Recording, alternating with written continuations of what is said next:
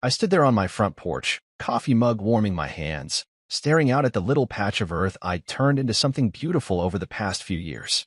My garden was my pride, my quiet corner of the world after everything fell apart with Clarissa.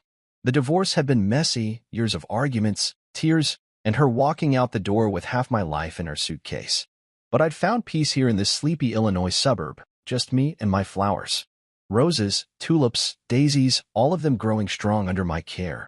A little fence I built myself, keeping it all safe. It wasn't much, but it was mine. That peace lasted right up until the day I saw the moving truck 3 houses down. I didn't think much of it at first, just new neighbors, probably some nice folks looking for a quiet life like me. Then I saw her step out of the passenger side, flipping her hair like she always did when she was trying to look important. Clarissa, my ex-wife. My stomach dropped. She'd moved into my cul-de-sac, like some kind of cruel joke from the universe. Then came Rick. I didn't know his name yet, but I saw him climb out of the driver's seat, a big guy, broad shoulders, buzzed hair, the kind of man who looked like he'd spend his life barking orders. His truck was one of those oversized monsters, all chrome and noise, the kind you'd expect from someone who needed everyone to notice him. I watched them unpack, hoping maybe they'd keep to themselves. But hope's a funny thing. It doesn't last long when reality kicks in. A few days later, I was out watering my roses when I heard that truck roar to life. I glanced up just in time to see Rick peel out of their driveway, cut the corner sharp, and roll right over the edge of my lawn. The tires left deep ruts in the grass, tearing up the green I'd spent months keeping neat. I stood there, hose dripping in my hand, jaw tight. It wasn't the garden yet, just the grass, but it felt like a warning. It happened again the next week. Then the week after that. Each time, he'd swing that truck wide, leaving tire marks like scars across my yard. I'd grit my teeth and fix it, telling myself it wasn't worth a fight. But then one Saturday morning, I was kneeling in the dirt, planting some new marigolds, when I heard the rumble. Before I could even stand, Rick's truck came barreling straight through my garden. The front tires crushed my roses, the back ones flattened the tulips. Petals scattered everywhere, stems snapped like bones. I shot to my feet, heart pounding, fist clenched. He didn't even slow down, just kept going, windows down, laughing like it was some big game. I looked over at their house and saw Clarissa on the porch, sipping something from a glass, smirking at me like she used to when she knew she'd won an argument. I couldn't take it anymore. I marched across the street, dirt still on my knees, and stopped at the edge of their driveway. "Hey," I called out, voice shaking with anger. Rick climbed out of his truck, all swagger, wiping his hands on his jeans like he'd just done some real work. Clarissa stayed where she was, watching me with that same smug look. "You mind keeping your truck off my property?" I said, trying to keep it civil. Rick just grinned, showing too many teeth. "What's the big deal, man? It's just some flowers." I felt my blood boil. "It's my garden. I've been working on it for years. You don't get to roll through it like it's nothing." He laughed, a loud, barking sound, and looked over at Clarissa like I was some kind of clown. She finally spoke, her voice dripping with that old familiar venom. "Oh, Marcus, lighten up. Men will be men. Rick's a real man, not like some people." I stood there, staring at her, feeling that old sting. A real man. She'd thrown that at me during the divorce too, like I was less because I didn't strut around breaking things to prove a point. Rick clapped a hand on his truck, still chuckling. "Maybe you should get a tougher hobby, buddy. Flowers? That's cute." I didn't say anything else. I just turned and walked back to my house, jaw so tight it hurt. I could hear them laughing behind me, the sound cutting deeper than I wanted to admit. When I got inside, I slammed the door and leaned against it, breathing hard. My garden, what was left of it, was a mess. Crushed petals, broken stems, tire tracks slicing through it like a wound. I'd spent years building that little piece of peace, and in one morning, they'd torn it apart. I looked out the window at their house, at that stupid truck parked like it owned the street, and something shifted in me. This wasn't just about flowers anymore. This was personal. They wanted to push me? Fine. I'd push back. Not with yelling or fists. I wasn't Rick. I'd do it my way. I didn't know how yet, but standing there, staring at the wreckage of my sanctuary, I knew one thing for sure. This wasn't over. Not by a long shot. I woke up every Saturday after that with a knot in my gut, waiting for the sound of Rick's truck. It became a routine I hated, me sipping coffee on the porch, pretending everything was fine, while my eyes kept darting to their house 3 doors down. Sure enough, like clockwork, I'd hear that engine rev up, loud and obnoxious, and there he'd go, Rick would peel out of their driveway, swing wide, and tear right through my yard again. The first few times, it was just the grass, but now he'd gotten bolder. He'd aim for the garden itself, tires chewing up what was left of my flowers, leaving mud and broken stems in his wake. I'd stand there, gripping my mug so tight I thought it might crack, watching him roar off down the street like he owned the whole damn neighborhood. And there was Clarissa, every time, perched on their porch with a drink in her hand, watching it all like it was her favorite show. She'd wave at me sometimes, that little smirk on her face, like she was daring me to do something about it. I tried talking to them again. Stupid, I know, but I thought maybe I could reason with him. One afternoon, after he'd flattened my daisies, I walked over, hands shoved in my pockets so I wouldn't do something dumb like swing at him. Rick was leaning against his truck, wiping down the hood like it was a prize horse. Clarissa sat on the steps, swirling ice in her glass. Hey, I started, keeping my voice steady. I'm asking you again, keep that thing off my yard. It's not a racetrack. Rick didn't even look up, just kept polishing. It's just a little fun, man. Relax. Fun. That word hit me like a slap. It's not fun for me, I said. That garden's mine. I put years into it. You're wrecking it for no reason. He finally straightened up, towering over me with that smug grin. It's just dirt and petals, Marcus. Maybe if you had something worth protecting, I'd care. I felt my face heat up, but before I could snap back, Clarissa chimed in. He's asserting his manhood, she said, like it was the most obvious thing in the world. You wouldn't get it. Asserting his manhood. I wanted to laugh, but all I could feel was the rage bubbling up inside me. I walked away again that day, their laughter chasing me back to my house. Every time I tried to stand up for myself, they turned it into a joke. I'd patch up the garden as best I could, replant what I could save, smooth out the ruts, but it wasn't the same. The neat rows were gone, the fence was leaning, and every fix felt like a Band-Aid on a broken leg. I started avoiding my own front yard, just so I wouldn't have to see the damage. But I couldn't avoid the sound. Every weekend, that truck. Every weekend, their mocking voices. Rick started yelling stuff when he drove by, nice weeds, buddy, or grow a pair, flower boy. And Clarissa would cackle like it was the funniest thing she'd ever heard. I'd lie awake at night, staring at the ceiling, replaying it all in my head. It wasn't just the garden anymore. It was the way they looked at me, like I was nothing, like I'd always been nothing to her.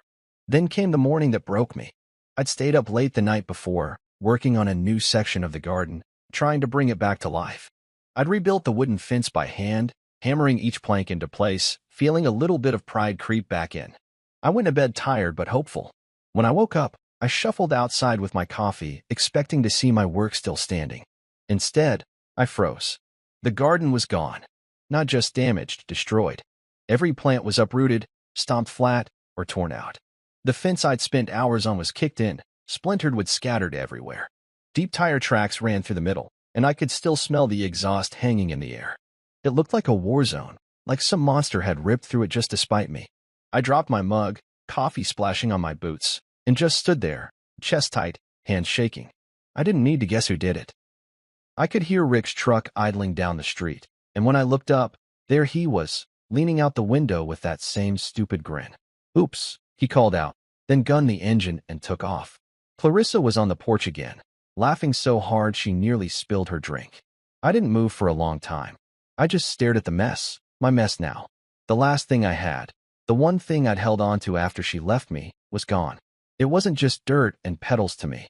It was every quiet morning I'd spent out there, every hour I'd poured into making something good out of the wreckage she'd left behind. And they'd taken it, just because they could. I walked back inside, slammed the door, and sank into a chair, my mind racing. I wasn't going to beg them anymore. I wasn't going to yell or reason or play their game. They thought they could walk all over me, literally, and get away with it. They thought I'd just take it, like I always had with her. But not this time. I didn't know what I was going to do yet. But as I sat there, staring at my muddy boots, a fire started burning in me. This wasn't about flowers anymore. This was about them thinking they could break me and laugh while they did it. I wasn't broken yet, and I wasn't going to let them win. I'd find a way to make them regret this. I'd make sure of it. I couldn't sleep that night after they trashed my garden. I kept seeing it every time I closed my eyes. The smashed flowers, the broken fence, the tire tracks cutting through it all like a knife. I lay in bed, staring at the ceiling, my mind spinning with anger and something else, something sharper. I wasn't just going to fix it this time. I wasn't going to let Rick and Clarissa keep laughing at me like I was some pushover they could stomp on whenever they felt like it. By the time the sun came up, I'd made up my mind. I needed a plan, something smart, something that'd hit them where it hurt without me ever throwing a punch. I didn't have Rick's size or Clarissa's venom, but I had my head, and I was going to use it. I grabbed my phone and scrolled through my contacts until I found Cal Benton's name. If anyone could help me pull this off, it was him. Cal was an old friend from way back, before Clarissa, before the divorce, when life was simpler. He lived out in the sticks now, a farmer with a knack for tinkering. He'd built all kinds of weird stuff over the years, contraptions for his crops, gadgets to scare off crows, even a little robot dog once, just for laughs. I hadn't talked to him in a while, but he owed me a favor from a few summers ago when I'd helped him haul hay after his truck broke down. I dialed his number, pacing my kitchen, the wrecked garden glaring at me through the window. "Marcus Shaw, you old dog," Cal answered, his voice rough and cheerful. "What's got you calling me at the crack of dawn?" I didn't waste time. "I need your help, Cal. My ex-wife's new husband's been tearing up my yard, and I'm done taking it. I want to set something up. Something to stop him cold." There was a pause, then a low chuckle. "Sounds like a man's crossed a line. Tell me what you're thinking." I laid it out. How Rick kept driving through my garden, how Clarissa egged him on, how they destroyed everything I'd built. Cal listened, grunting now and then, and when I finished, he didn't hesitate. "I've got just the thing," he said. "You ever hear of a perimeter mat? Farmers use 'em to keep cows from wandering. Low voltage, won't kill anybody, but it'll make 'em wish they'd stayed home. I've got one I can tweak for you." My ears perked up. "What else you got?" He laughed again. "How about motion sprinklers? Freezing cold water hits 'em the second they step where they shouldn't. And, oh, you'll love this, a motion speaker. I rigged one up with a sound that'll scare the devil himself. Part demon, part hellhound, loud as sin. They'll think the gates of hell opened up." I could feel a grin creeping across my face. "That's perfect, Cal. Can you get it to me quick?" "Give me a day to round it up," he said. "I'll drop it off tomorrow. You owe me a beer after this, though." "Deal," I said, already feeling lighter than I had in weeks. Cal showed up the next afternoon, his beat-up truck rattling into my driveway. He climbed out, wiry and sunburned, hauling a box of gear that clinked and rattled. "Here's your revenge kit," he said, setting it down with a thud. He walked me through it. The mat was a thin, rubbery thing I could bury under a layer of dirt, wired to a little battery pack. The sprinklers were small but tough, easy to hide in the flower beds. And the speaker, he hooked it up to his phone and played the sound for me. It was a deep, guttural roar, like something out of a nightmare, loud enough to wake the whole street. "They'll crap their pants," Cal said, grinning. I nodded, picturing Rick's smug face turning to panic. "Let's hope so." We spent the rest of the day setting it up. I dug shallow trenches along the edge of my yard, laid the mat down, and covered it with soil so it looked like nothing was there. The sprinklers went in next, tucked behind what was left of my plants, aimed right at the path Rick always took.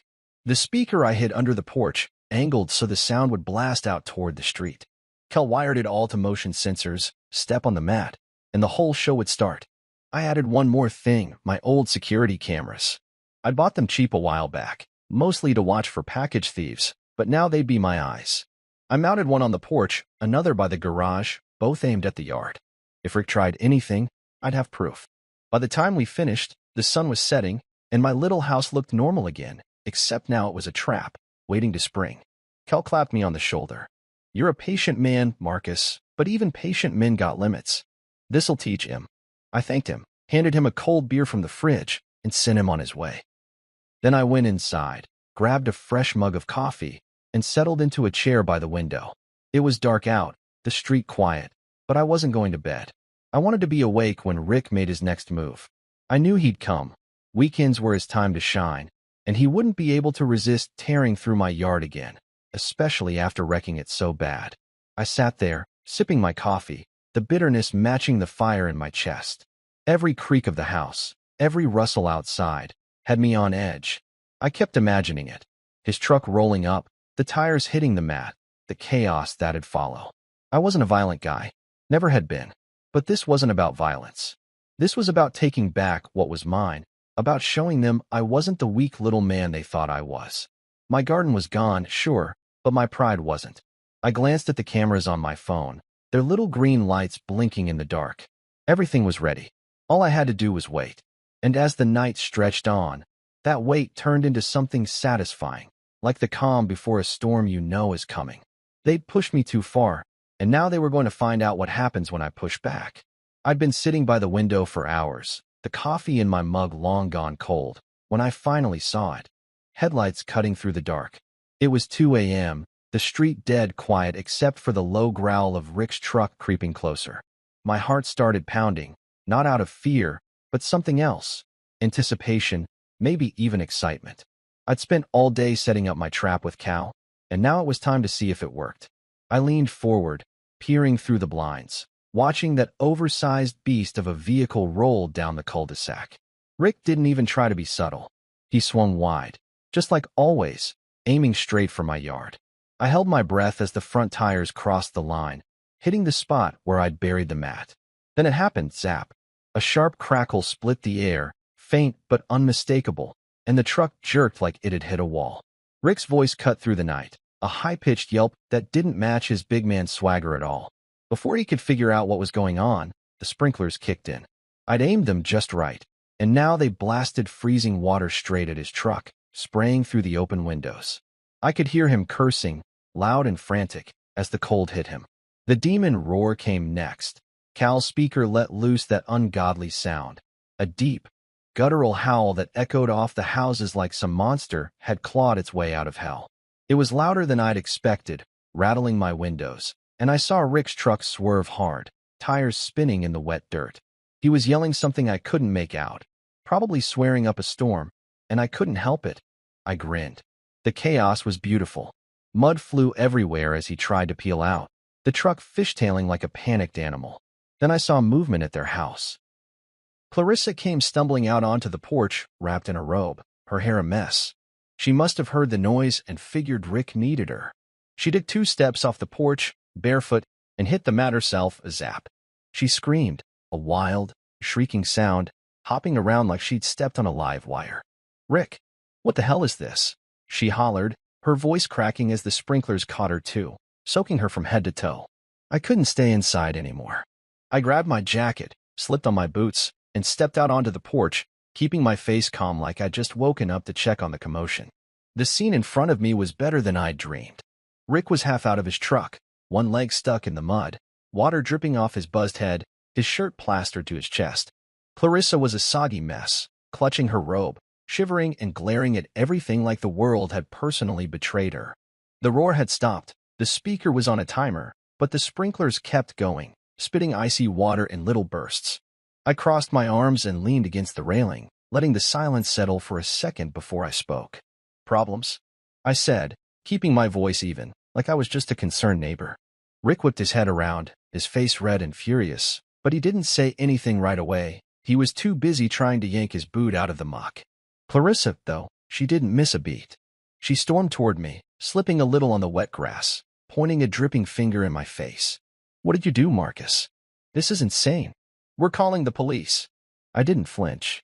I'd been waiting for that threat, and I was ready. "Please do," I said, meeting her eyes. "I've got security footage of you two destroying my property for weeks. Cops might like to see it." That stopped her cold. Her mouth opened, then shut, and I could see the gears turning behind those angry eyes. Rick finally got free of the mud and stomped over, his fists balled up like he wanted to take a swing. "You think you're smart, huh?" he growled, water still trickling down his neck. "Setting up some little booby trap? You're pathetic." I shrugged, not moving an inch. "I think it's pretty smart, actually. Key. You should try staying on your own side of the street next time." He took a step closer, chest puffed out, but Clarissa grabbed his arm. "Rick, don't," she hissed, her voice low but sharp. "He's not worth it." She was dripping wet, her robe clinging to her, and for once, she didn't look so smug. They stood there, glaring at me, and I just stared back, feeling something I hadn't felt in a long time: control. The cameras were rolling, the trap had worked, and for the first time since they'd moved in, I wasn't the one on the defensive. Rick muttered something under his breath, probably a curse, and turned back to his truck, kicking at the mud like it had personally offended him. Clarissa gave me one last venomous look before she followed, her slippers squishing with every step. "This isn't over," she called over her shoulder, but it sounded hollow, like she wasn't so sure anymore. I watched them go, the truck limping back to their driveway, leaving a trail of water and defeat. I stayed on the porch a while longer, letting the night air cool me down, the sprinklers finally clicking off behind me. The yard was a mess again, mud and tire marks, but it didn't matter. This wasn't about the garden tonight. This was about showing them I wasn't going to roll over anymore. I went back inside, locked the door, and pulled up the camera footage on my phone. There it was, clear as day, Rick driving in, the mat zapping him, the sprinklers soaking him, Clarissa's little dance when she hit the trap too. I saved it all, every second, and leaned back in my chair. They could call the cops if they wanted. I'd love to see them try to explain this. For now, though, I'd won. Not the war, maybe, but this battle? This one was mine. I set the phone down, poured myself a fresh cup of coffee, and sat there in the quiet, savoring the taste of it. The night wasn't over yet, and neither was this fight, but for the first time in weeks, I felt like I was the one holding the cards. Let them come at me again. I'd be ready. I woke up the next morning feeling lighter than I had in weeks, the memory of Rick and Clarissa flailing in my trap still fresh in my mind. I'd slept hard, the kind of sleep you get when you know you've landed a good punch, even if it wasn't with my fists. The sun was just creeping over the rooftops as I stepped onto the porch with my coffee, expecting to see the muddy mess from last night. It was there, sure, tire tracks and puddles, but something else caught my eye. Rick's truck was parked crooked in their driveway, still streaked with dirt, and I could see him through their front window, pacing back and forth like a caged bear. Clarissa was nowhere in sight, probably still fuming in her soggy robe. I smirked into my mug. They'd threatened to call the cops, but the street was quiet, no sirens, no flashing lights. They backed off, at least for now. I didn't have long to enjoy it, though. Around noon, a car pulled up in front of my house. A sleek black sedan, the kind that screams lawyer or bill collector. A guy in a cheap suit stepped out, clipboard in hand, and marched up my walkway. I met him at the door before he could knock. "Marcus Shaw?" he asked, voice flat. "That's me," I said, keeping my tone easy. He handed me a piece of paper, official looking with a bunch of legal gibberish typed across it. "Cease and desist order," he said. "From Richard Dalton. Says you're harassing him with dangerous devices on your property. You've got 24 hours to remove them, or he's filing charges." I took the paper, glancing at the words, trespass, liability, damages. Rick's name was scrawled at the bottom in a big, sloppy signature. I almost laughed. "Thanks," I told the guy, and he nodded, turned, and left without another word. I shut the door and read it over, my good mood souring. Harassment? Dangerous devices? That was rich, coming from the guy who'd been treating my yard like his personal demolition derby. I tossed the letter on the table and grabbed my phone, pulling up the footage from last night. There it was, Rick driving onto my property, the mat zapping him, the sprinklers soaking him. Private land, clear trespassing. If anyone had a case, it was me. I wasn't taking anything down. Let him try to push this. I'd shove it right back in his face. Still, I knew this wasn't the end.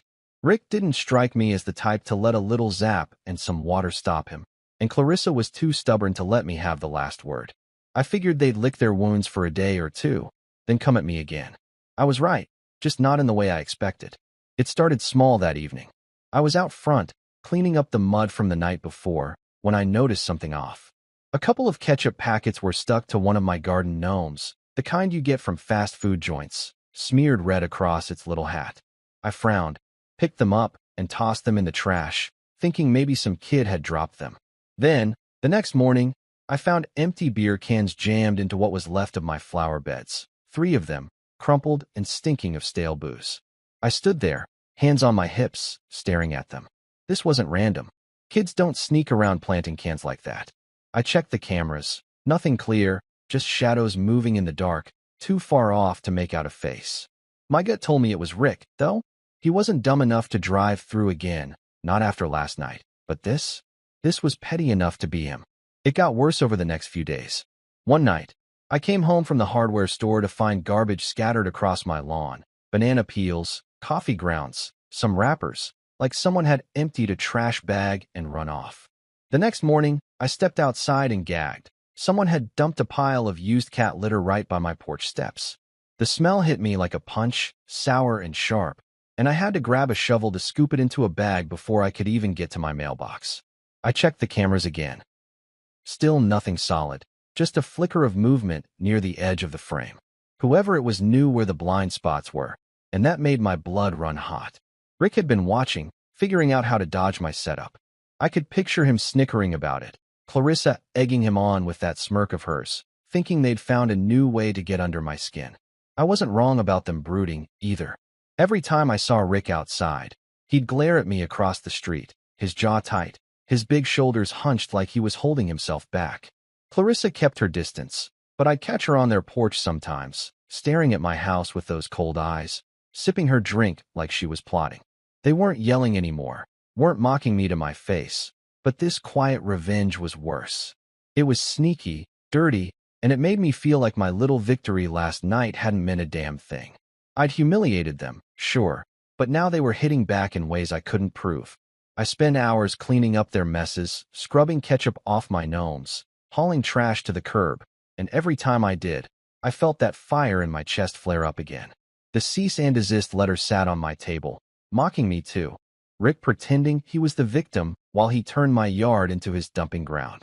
I sat down that night with another coffee, staring out at the dark street, my mind racing. The trap had worked once, but it wasn't enough. They'd found a way around it, and I couldn't just sit here taking it. I needed to catch them, really catch them, with something the cameras couldn't miss. Something that'd stick, something they couldn't wiggle out of. I didn't know how yet, but as I watched their house, lights flickering behind their curtains, I knew one thing for sure. The worst was still coming. They weren't done with me, and I wasn't done with them. This was a game now, and I was going to play it better. I was starting to feel like a prisoner in my own house, always on edge, waiting for the next pile of garbage or petty jab from Rick and Clarissa.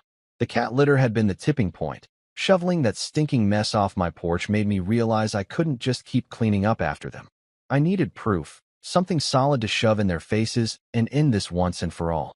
I'd been checking the cameras every day, but they were too smart, sticking to the shadows, hitting the spots where the lenses couldn't reach. I'd underestimated Rick. He wasn't just a loudmouth with a truck. He was cunning in his own nasty way. I sat there one night, coffee in hand, staring out at the dark street, when I saw it. A flicker of movement near the edge of my yard. Not a car this time, but a figure, quick and quiet, slipping through the shadows. My pulse kicked up. I grabbed my phone and pulled up the camera feed, squinting at the grainy image. It was him. Rick. I couldn't see his face clear enough to prove it, but I knew that bulky shape, the way he moved like he owned the place. I watched him creep closer, a sack slung over his shoulder, and my stomach twisted. He wasn't just tossing trash this time, he was up to something worse. I stayed still, barely breathing, letting him think I was asleep or gone. He stopped near what was left of my flower beds, knelt down, and started pouring something out of the sack. It wasn't garbage. It was white, grainy, catching the moonlight, salt. A whole damn bag of it, dumped right into the soil. I clenched my fists so hard my knuckles ached.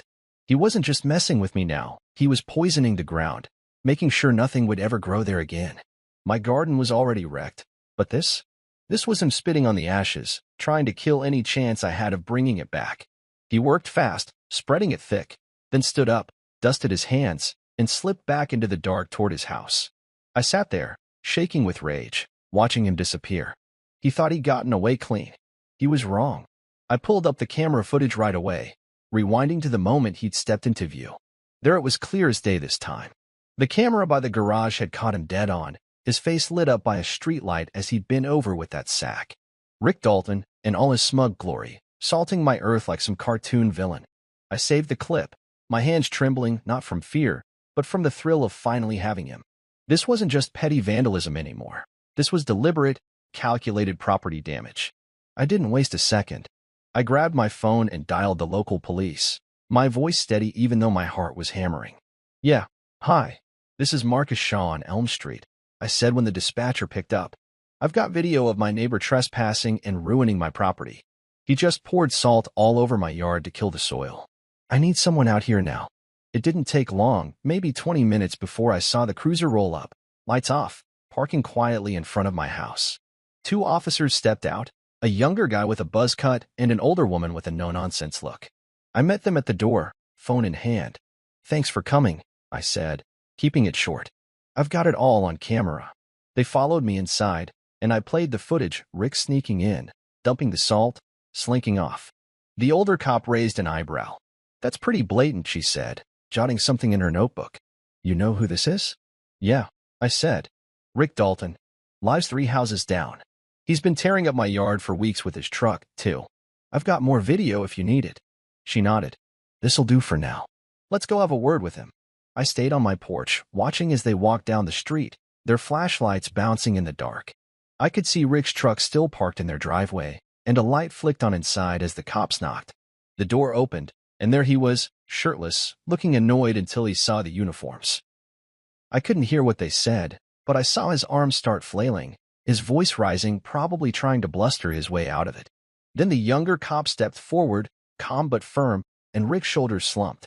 Clarissa appeared behind him, her face pale, clutching that damn robe again. She started yelling too, her voice carrying across the quiet street. "This is ridiculous. You're ruining our family over some dirt?" I just stood there, arms crossed, letting it wash over me.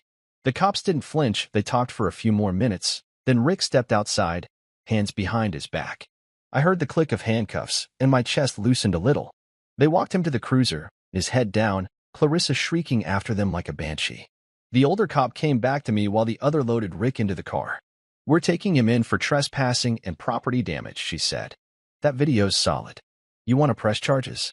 "Damn right I do," I said, no hesitation. She gave me a small nod, like she'd expected that. "We'll need you to come down to the station tomorrow with the footage. For now, he's spending the night in a cell." I thanked her, and they drove off, Rick's silhouette slumped in the back seat. Clarissa stood on her porch, watching them go, then turned and glared at me, her eyes burning even from that distance. I shrugged, just enough for her to see it. "Should have thought of that before you ruined my garden," I said, loud enough to carry. She didn't answer, just spun around and slammed her door. I went back inside, locked up, and sank into my chair, the adrenaline still buzzing in my veins. The yard was a lost cause now, salted and dead, but that didn't matter tonight. I'd caught him. I'd won this round, and they couldn't laugh it off this time. I poured myself a fresh coffee, the steam curling up, and let myself smile. It wasn't over, Clarissa's look told me that much, but for now, I had the upper hand, and it felt good. I woke up the next morning to a quiet street, the kind of stillness that felt almost too good to be true after everything. Rick was gone, hauled off in cuffs the night before, and I figured Clarissa was still reeling from it all. I stepped outside with my coffee, expecting to feel some kind of triumph, but the sight of my yard, the salted soil, the broken fence, dampened it a little. I'd gotten him, sure, but the damage was done. Still, I wasn't about to let that ruin the moment. I sipped my coffee and watched their house, wondering how long it'd take Rick to post bail. Not long, it turned out. By noon, I saw his truck roll back into their driveway, slower than usual, like he was trying not to draw attention. He climbed out, head down, and disappeared inside without a glance my way. Clarissa stepped onto the porch a minute later, pacing like a caged animal, her phone pressed to her ear. I couldn't hear her, but her wild gestures told me she was furious, probably yelling at a lawyer or a friend about how unfair it all was. The neighborhood started buzzing after that. I caught Mrs. Henley, the old lady next door, peering over her fence at me while she watered her plants. "Heard the cops were here last night," she said, her voice curious but not pushy. "Yeah," I said, keeping it simple. "Caught him wrecking my yard on camera." She nodded, a little smile tugging at her lips. "Good for you, Marcus. That man's been a menace since he showed up." It wasn't just her. Other neighbors started giving me nods or quick waves when I passed by, like I'd done something they'd all been too polite to try. It felt good, knowing I wasn't alone in this, but it didn't last long. That night, around 3 a.m., I jolted awake to a sharp crackling sound outside. I stumbled to the window, rubbing sleep from my eyes, and saw it, flames licking up from my trash can by the curb, a bright orange glow against the dark. My heart sank. I grabbed my phone and ran out in my boxers and a t-shirt, the cold air biting at me as I snatched the garden hose from the porch. The fire wasn't big, mostly paper and leaves, but the smell of burning plastic hit me hard as I sprayed it down. The can was half melted by the time I got the flames out, a charred mess dripping onto the pavement. I stood there, hose dripping in my hand, breathing fast, the wet grass soaking my bare feet. This wasn't an accident. Someone had lit it, and I didn't need 3 guesses to figure out who. I glanced at their house, dark, quiet, no sign of life, but I knew. Rick might have been licking his wounds, but Clarissa? She was a different kind of mad, the kind that didn't stop. I trudged back inside, soaked and shivering, and pulled up the camera footage. My stomach twisted as I watched a hooded figure, quick and careful, slipping up to the kin with a lighter in hand. The angle was off, the face shadowed, but I recognized her shape, the way she moved. Clarissa. She'd stayed just out of the clear frame, dodging the spots where the cameras could nail her. Smart. Too smart. I sat there, staring at the screen, the anger building slow and steady. She'd gone too far now. Arson wasn't a prank, wasn't petty trash tossing. This was dangerous, and I couldn't let it slide. But the footage wasn't enough, not yet. The cops would call it circumstantial, and she'd wiggle out of it with that smug grin of hers. I needed more, something airtight, but I didn't know how to get it. I spent the next day cleaning up the mess, hauling the ruined kin to the garage, my mind racing. Rick stayed out of sight, probably under orders to lay low after his arrest, but Clarissa was everywhere, pacing her porch, glaring at me whenever I stepped outside, her eyes like daggers. The neighbors kept their distance now, whispering among themselves, and I could feel the tension creeping up the street.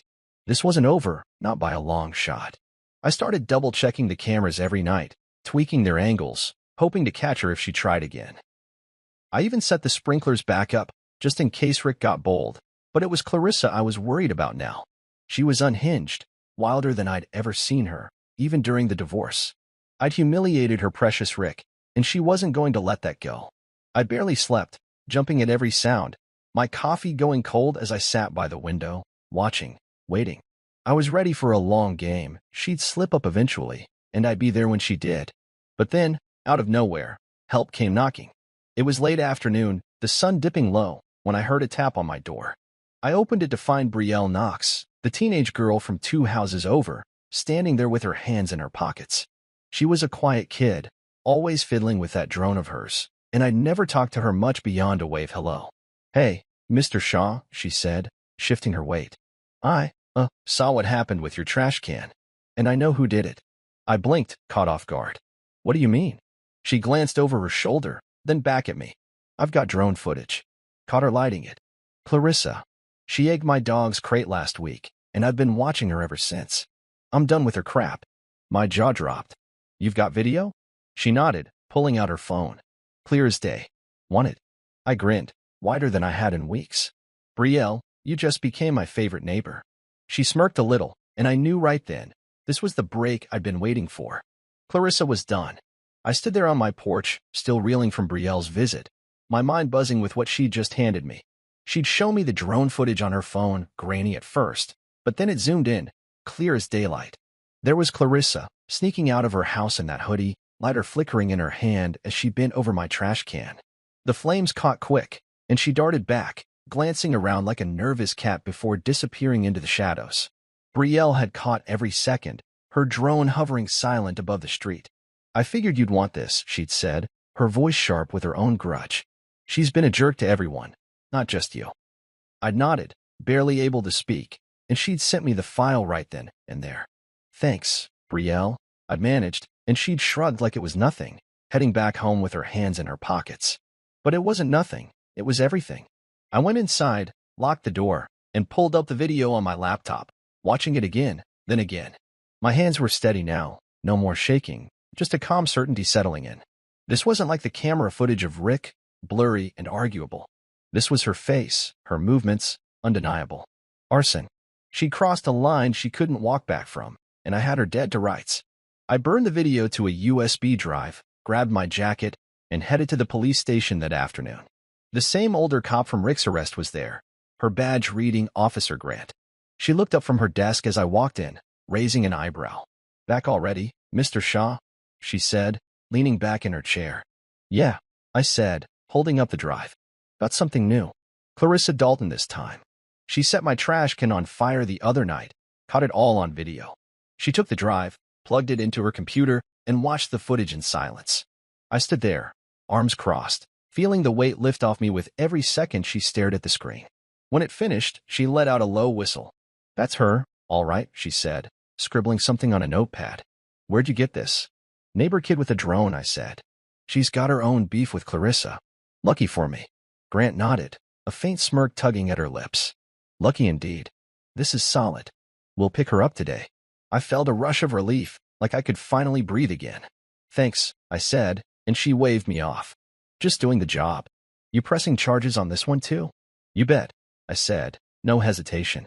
She gave me a look, half respect, half amusement, and told me to head home. They'd handle it.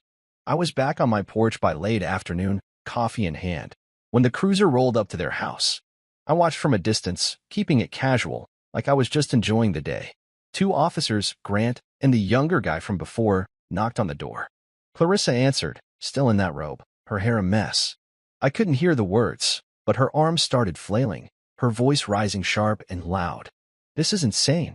You can't do this, she shouted, loud enough for me to catch it. Grant stayed calm, saying something I couldn't make out, and then the younger cop stepped forward, cuffs in hand.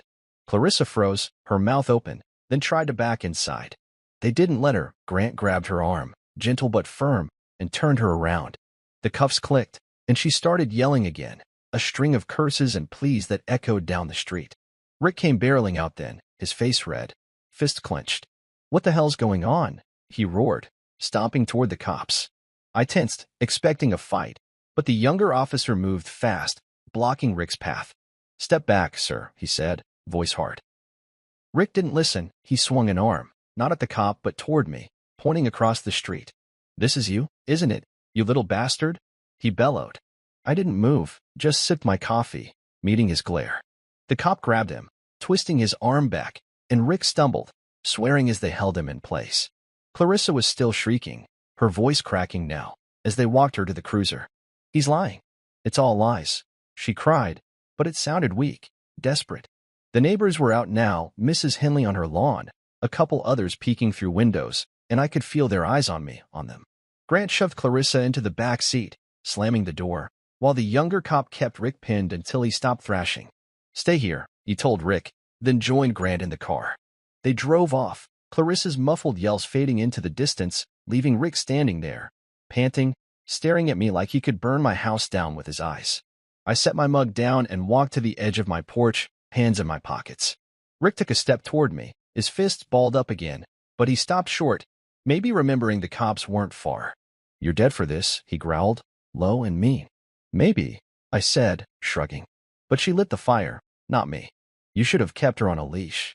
His face twisted, and for a second, I thought he'd charge anyway, but he just spat on the ground and stormed back inside, slamming his door so hard the windows rattled. I stood there a minute longer, the street quiet again, the weight of it all sinking in. Clarissa was gone, arrested, locked up, and Rick was stuck, helpless for once. I'd done it. Not just a zap or a scare this time. I'd hit them where it hurt. I went back inside, locked up, and sank into my chair, the adrenaline fading into something calmer. The garden was still a wreck, the trash can a melted lump, but none of that mattered right now. I'd taken back control, piece by piece, and they couldn't laugh it off anymore. The fight wasn't over, Rick's glare told me that. But tonight, I'd won. And that was enough. I woke up the next morning to a street that felt different, quieter, heavier, like the air itself was holding its breath. Clarissa was gone, locked up on arson charges, and Rick was stuck licking his wounds. I stepped outside with my coffee, expecting to feel some kind of victory, but it was bittersweet. The salted soil stared back at me, a dead patch where my garden used to be, and I couldn't shake the weight of it all.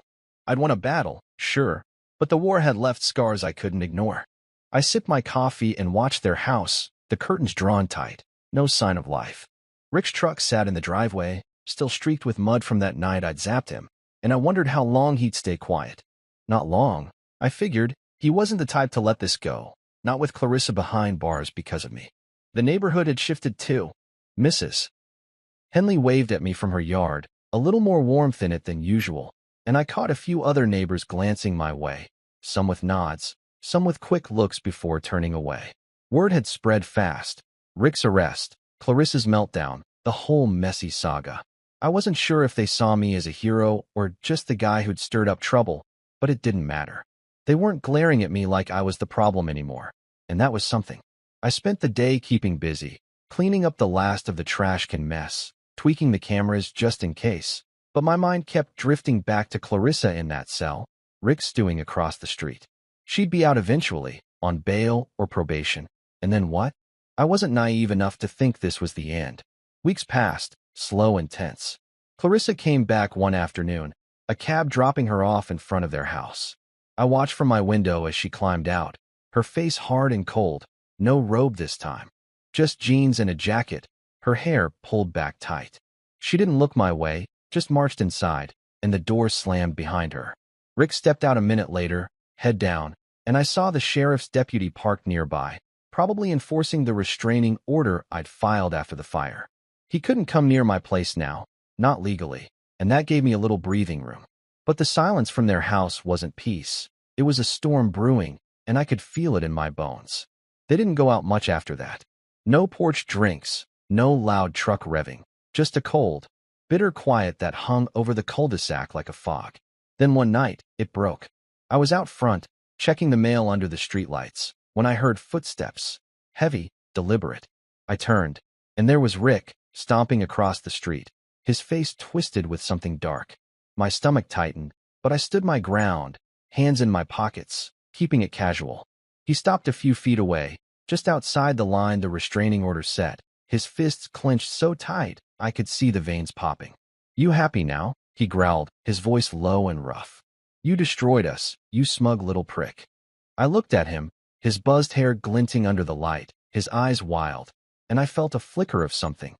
Pity, maybe, but not enough to soften me. "I didn't destroy anything," I said, keeping my tone even. "You two did that yourselves. Driving through my yard, salting my garden, setting fires, that's on you." He took a step closer, testing the line, and I tensed, ready to call the cops if he crossed it. "You think you're so smart," he spat. "Putting her in jail, ruining everything. We're the laughingstock of this damn street because of you." I shrugged, not taking my eyes off him. "Maybe you should have thought about that before you trashed my life." "I didn't start this, Rick." He opened his mouth, probably to yell, but then something stopped him, a voice, sharp and young, cutting through the dark. "Leave him alone." I turned, surprised, and saw Aiden, Clarissa's 14-year-old son from her first marriage, stepping out from their driveway. I hadn't seen much of him since they moved in, just a quiet kid who kept to himself, usually glued to his phone or kicking a ball in their backyard. He marched up, his skinny frame tense, his face flushed. Rick spun on him, furious. "Get back inside, kid," he snapped. But Aiden didn't budge. "No," he said, his voice shaking but firm. "You told her to do it. Mom said it was your idea, the fire, all of it. I'm done with this."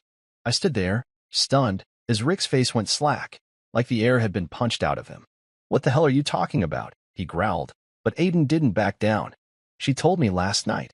You pushed her to mess with him, to get back at him." "I heard you." Rick took a step toward him, hand raised like he might grab him, but Aiden flinched away, turning to me instead. "I'm sorry, Mr. Shaw," he said, his voice cracking. "I thought it was just a joke at first, the truck stuff, but it wasn't. I didn't know it'd get this bad."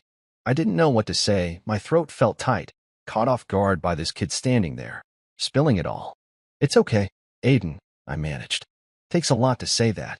He nodded, quick and jerky, then turned and walked back to the house, leaving Rick standing there, frozen. Rick didn't move for a long moment, his fists unclenching, his shoulders slumping. He looked at me, something broken in his eyes, then muttered, "This ain't over," and trudged back across the street. But it didn't feel like a threat this time, it felt like a man who'd run out of fight. I watched him go, the door slamming behind him, and stood there in the quiet, processing it all. Aiden's words echoed in my head. Rick had pushed her, and now their own kid had turned on them.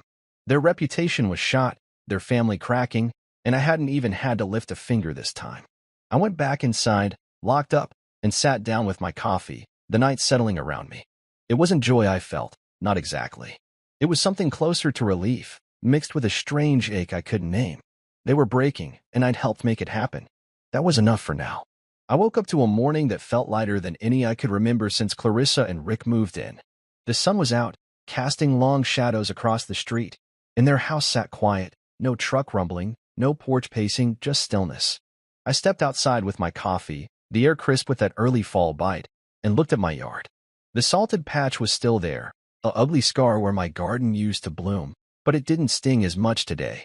I'd heard through the neighborhood grapevine, Mrs. Henley's whispers mostly, that Clarissa and Rick were packing up. The for sale sign went up a week after Aiden's blow-up, and by the end of summer, they were gone. No big goodbye, no last stand, Just a moving truck one night and an empty house the next morning. I stood there, sipping my coffee, staring at the blank windows across the street, and felt something settle in me. Not triumph, exactly, but a kind of peace I hadn't had in months. The days after that stretched into weeks, then months, and the cul-de-sac started to heal. The neighbors came out more. Mrs. Henley puttered in her yard. Brielle flew her drone around. Even the quiet couple down the block started planting flowers of their own. My yard stayed bare for a while, the salt keeping anything from growing, but I wasn't in a rush. I'd sit on my porch every evening, coffee in hand, watching the street settle into something normal again. I didn't hear much about Clarissa and Rick after they left. Just rumors they'd moved to some apartment across town, still fighting, still bitter. I didn't care enough to dig deeper. They were out of my life, and that was all that mattered. But then, one crisp fall morning, I heard a knock on my door, soft but insistent. I set my mug down, curious, and opened it to find Aiden standing there, a small potted plant in his hands. He looked different, taller maybe, or just less hunched, his dark hair messy under a baseball cap. "Hey, Mr. Shaw," he said, shifting his weight, his voice quiet but steady. "I brought this. For your garden." I blinked, caught off guard, and took the pot. A little marigold, its yellow blooms bright against the green. "Thanks," I said, setting it on the porch railing. "You didn't have to do that." He shrugged, kicking at the step with his sneaker. "I wanted to. We're better now. Different place. Mom's still mad, but she's not. I don't know, crazy like before. I just didn't want you to think we were all like that." I looked at him, this kid who'd stood up to Rick that night, and felt a warmth I hadn't expected. "Takes a lot to say that, Aiden," I said, meaning it. "I appreciate it." He nodded, quick and awkward, then mumbled a goodbye and headed off, his hands shoved in his pockets as he disappeared down the street. I stood there a minute, holding that little plant, and something clicked. I'd spent months fighting, setting traps, chasing proof. Hell, I'd turned my yard into a battlefield just to make them stop. But this wasn't about revenge. It was about moving on. I took the marigold inside, grabbed a shovel, and went to work. The salted spot was still dead, but I dug around it, clearing a new patch near the porch where the soil was clean.